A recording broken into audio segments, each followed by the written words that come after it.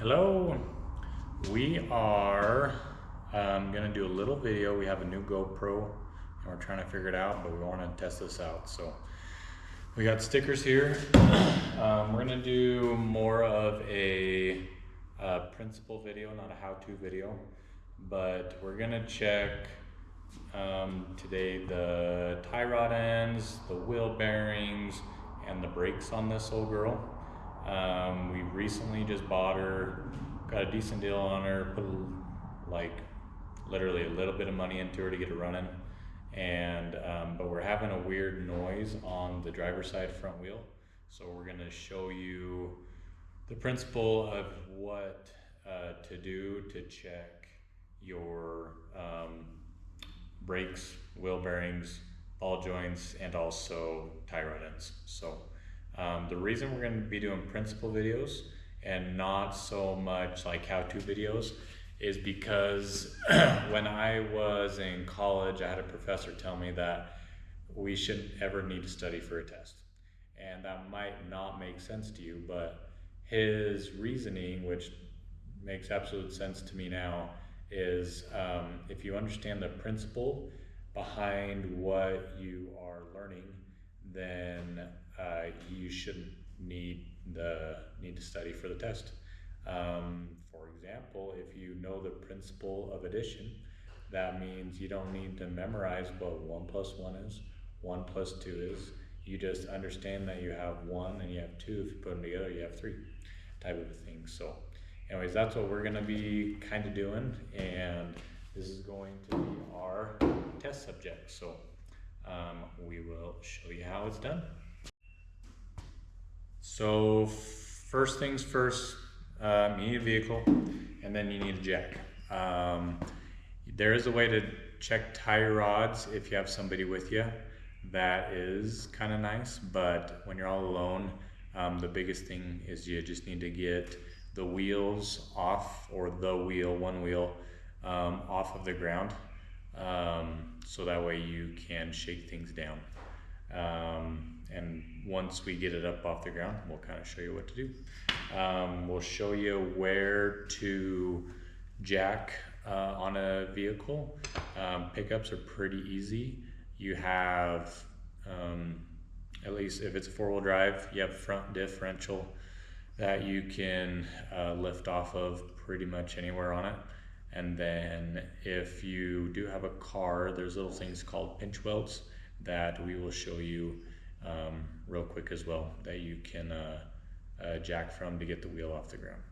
You want to make sure that you're in a good jacking spot, because if you jack in the wrong spot, then you could pretty much jack up through your floor, because not everything under the car is supposed to hold the weight of the vehicle, so it is pretty important where you leave off. Okay, so on a lot of 3/4 ton and 1 ton pickups, this is kind of what you'll have set up, at least for the Dodges and Chevys. Sorry, the Dodges and Fords. The Chevys have independent front suspension, so they're a little bit different, and we'll have an example of that later. But this right here is your axle. You can jack up on anywhere on that. It is super thick, and it withholds lots of stress. So you can jack up anywhere on here. This spot right here is part of it, so you can jack up there and there. This right here, depending on how it's set up, is part of your steering system. These are your tie rods on the outside, but you do not want to jack up on here.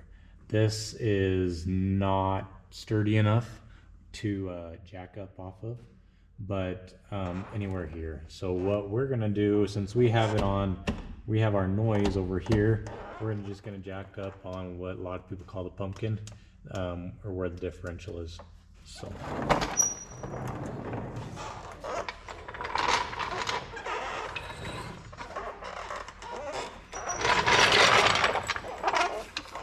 handy jack.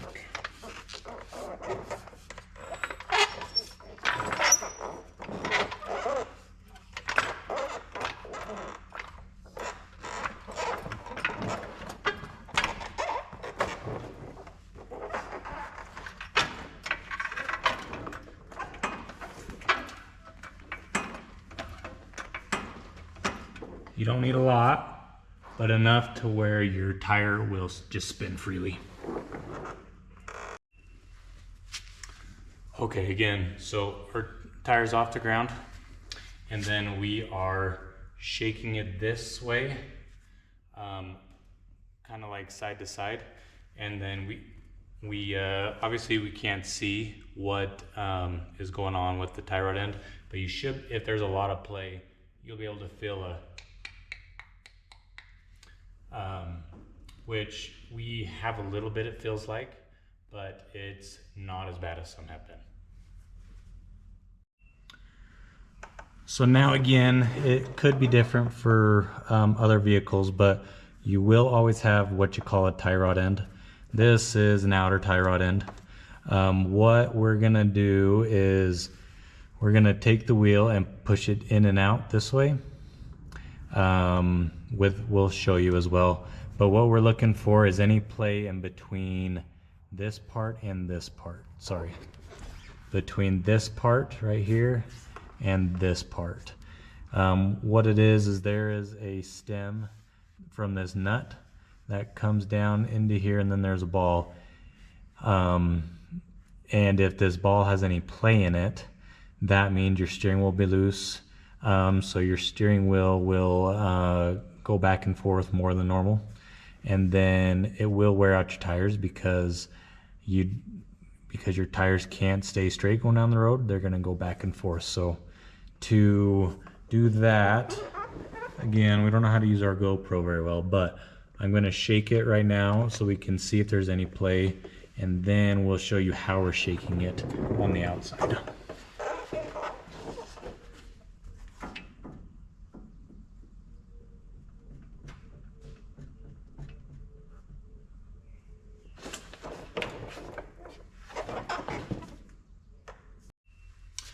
So at this part of the shakedown, we're also going to be checking the wheel bearing.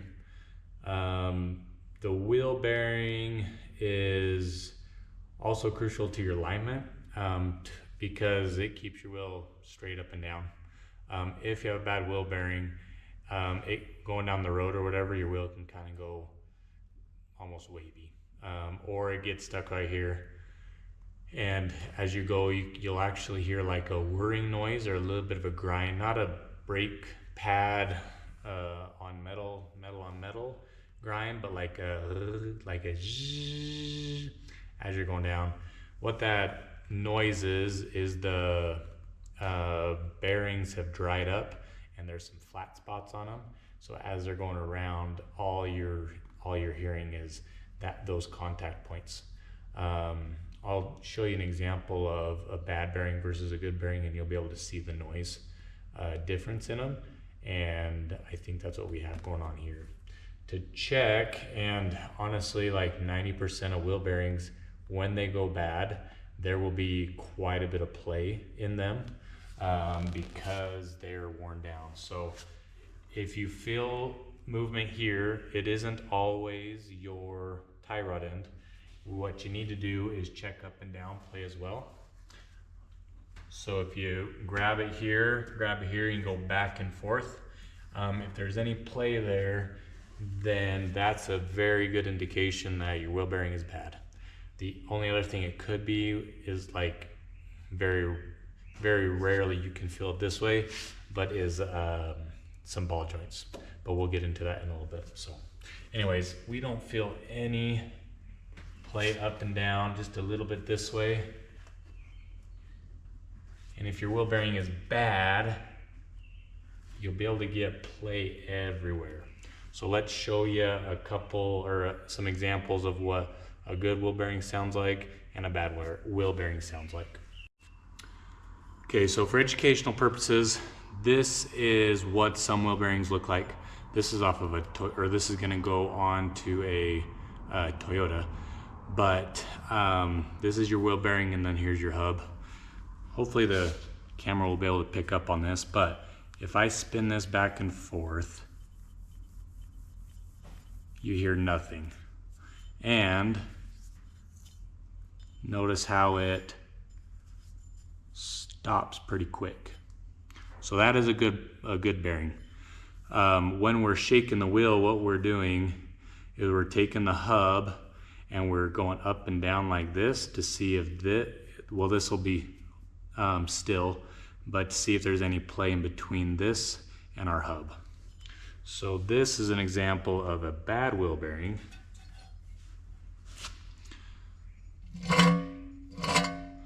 This one is really, really bad. It's gonna be very hard to see, but there is play in there.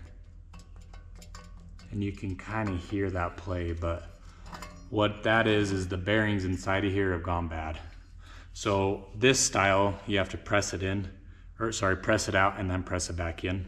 And there's ways of doing that, but you can hear how bad this one really is. So now we're gonna take the wheel off to see what else we can find. Fortunately, I've got this Milwaukee and it makes life super easy for me. If you don't have like an impact gun or whatever, you can still do this, it's no problem. You do want to lower the vehicle down onto the ground, and then you'll take your ratchet or breaker bar or whatever and loosen every single lug nut, jack it back up, and then finish taking off, and then the wheel will pop right off. Not all cars have this, but if you got a hubcap, typically you just need a little screwdriver. Comes right off. These hubcaps also make great spots to hold lug nuts so you don't lose them. And you just take it off. Change this so it'll go a little quicker.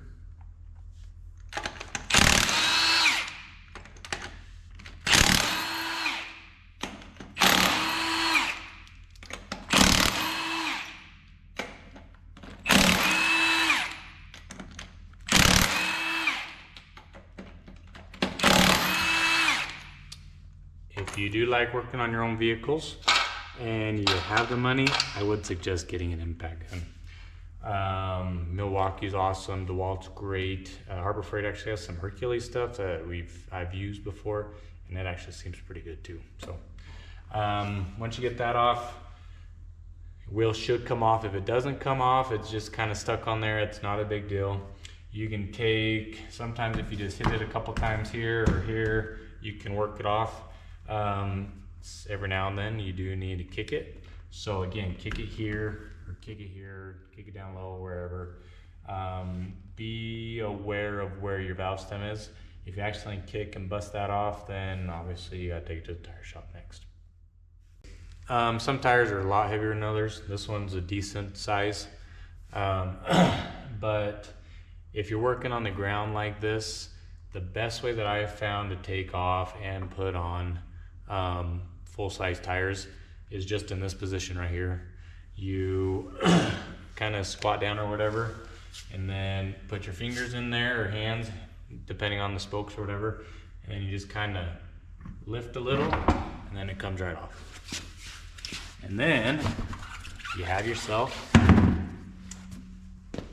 a free stool, so you can look at everything else. All right, so this is your typical brake system. It's a little heavier duty because it's on a big pickup, but we can go over kind of what to look for when you're looking at brakes. Originally, I thought maybe the brakes were really low because I had the noise is kind of like a zinging noise almost.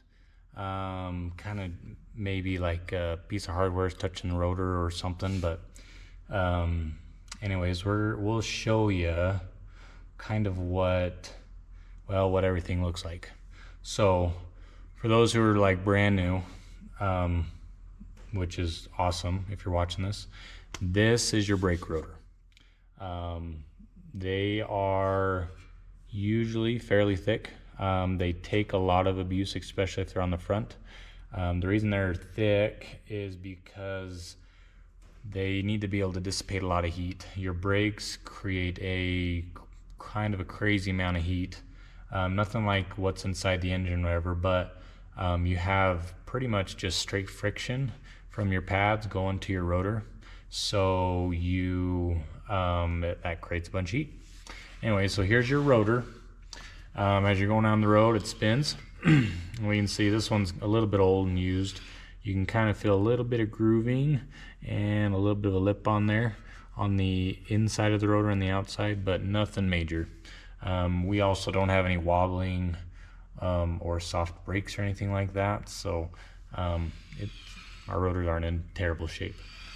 But you're going down the road, it's spinning, you press your brake pedal, and that forces fluid to this line into your caliper, and then that caliper has two pistons, which we'll show you in a minute, and those pistons push against the inside brake pad, and that push is what squeezes our pads together, and that's what stops us. So you press your brake pedal down, these squeeze, and then it stops.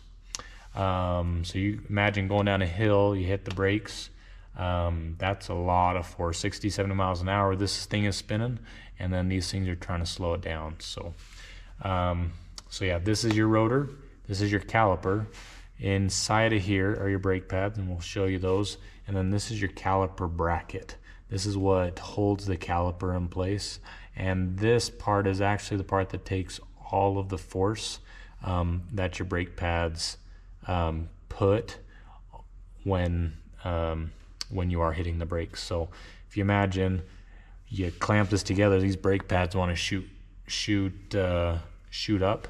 Well, this part right here is what is holding that brake pad from shooting up, and this is what is clamping it together. All right, if you are working on the front, you do have the option to kind of turn your wheel, make it a little bit easier.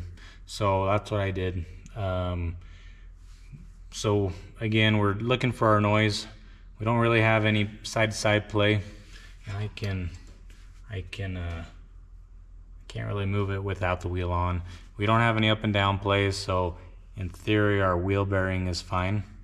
We're gonna pull this caliper off and show you what the brakes look like, and then we'll see if we can find anything there. These, if you are working on a Power Stroke, this is an 05. These are a 17. Just a quick little bump, that'll come loose. Quick little bump, and that'll come loose. And then, if you have the option, you can use your little electric ratchet. Makes things a little quicker.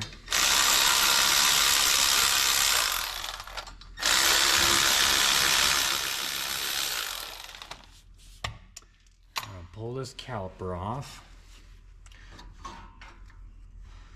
Should just slide off.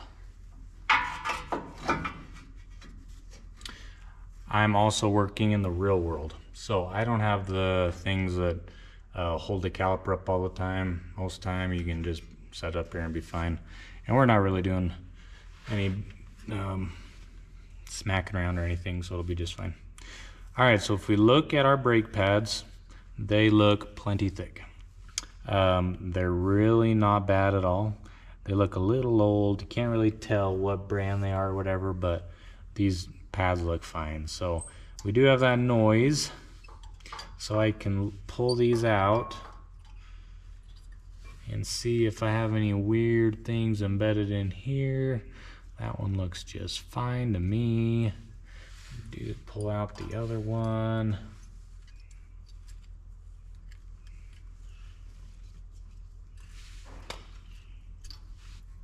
See if we got any weird things on here.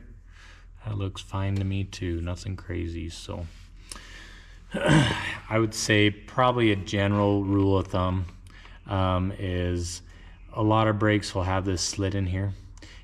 Once you get down to that slit, it's definitely time to get them replaced. Some people say if you want to go to the thickness of the backing plate. So if your brake is as thick as this, then that's about time to get it replaced. So again, this is all steel. This is a metal backing plate, and then this is a ceramic or semi-metallic material. If you've ever heard brakes, when they say metal on metal, what happens is this pad material is totally gone, and all you're using is this metal backing plate. So that's why it's called metal on metal. We don't see any issues here, so we don't think our noise is coming from here. And we'll just keep looking into it. So, okay, so now what I'm looking for is, the reason I took the pads out is because while you're going down the road, the pads are super, super close, and sometimes are almost touching and will be touching. So if I rotate this, I could be hearing the pad. So I just took them out so that way I can roll this without it hitting anything, and we can take a listen. Now I'm going to try and show you this as best I can. But if you look, this rotor is pretty close to our caliper bracket. And if you watch, you'll see it gets further away and closer. Now that is totally fine. What's happening is my rotor is not being held on by the wheel anymore. So we're going to take two lug nuts and put them opposite of each other to hold that flat. And then when we rotate it, we're not going to be hitting the bracket and causing like a false noise, because going down the road, this is not what is causing the noise. So. And these, you don't have to impact them on or whatever. You can even just go hand tight, but this will make it quicker.